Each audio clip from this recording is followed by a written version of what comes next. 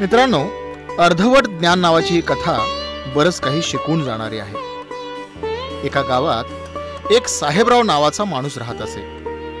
नसत्या उठाठेवी करण्यात त्याला फार आनंद होई. कोणाचे लग्न जमवून दे, कोणाचा जमिनीचा व्यवहार जमवून दे, जमलेले व्यवहार मोडून दे, असे अनेक उद्योग तो करीत असे.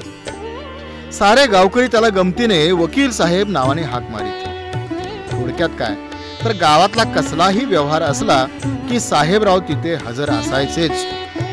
मध्यस्थाची भूमिका तो अगदी उत्साहाने पार पाडत असे आणि तेच त्याच्या उदरनिर्वाहाचं साधनही होतं. स्वस्तात विकल्या जाणाऱ्या जमिनीचा भाव साहेबरावामुळे थोडा वाढला म्हणून विकणारा खुश होई आणि साहेबरावाला बक्षिशी देई. तर घेणारा सुद्धा फार स्वस्तात व्यवहार जमवून दिला म्हणून साहेबरावाला मोबदला देई.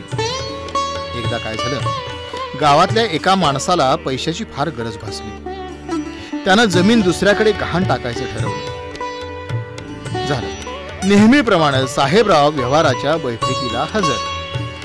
जमिनीचं क्षेत्र जास्त होतं आणि त्या माणसाची पैशाची गरजही मोठी होती.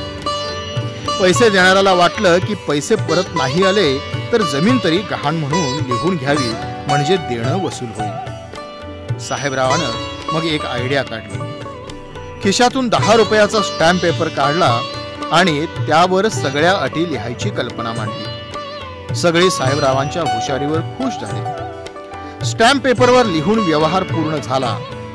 साहेबरावाला त्याचं कमिशन भरपूर मिळालं. पुढे 2 वर्ष ओलांडली, पण पैसे परत मिळण्याची शक्यता मात्र पूर्णपणे बुडाली. शेवटी भांडण कोर्टात गेलं. कोर्टाने विचारलं, व्यवहाराचा करार रजिस्टर केलेला आहे का?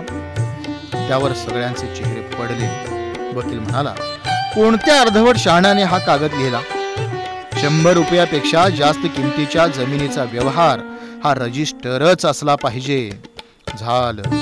सगळे साहेबरावाला दोष देत गावात परतले. जो तो म्हणत होता, साहेबरावाचा फटका बसलेला मी काय एकटाच आहे काय? याचा अर्थ साहेबरावाच्या मूर्खपणाचे अनेक बळी ठरले होते. मित्रांनो, तात्पर्य एवढंच आहे की भारतीय नोंदणी कायद्यानुसार 100 रुपयापेक्षा जास्त किमतीच्या मिळकतीचा व्यवहार हा रजिस्टर असला पाहिजे. अर्धवट ज्ञानामुळे मोठी हानी होते.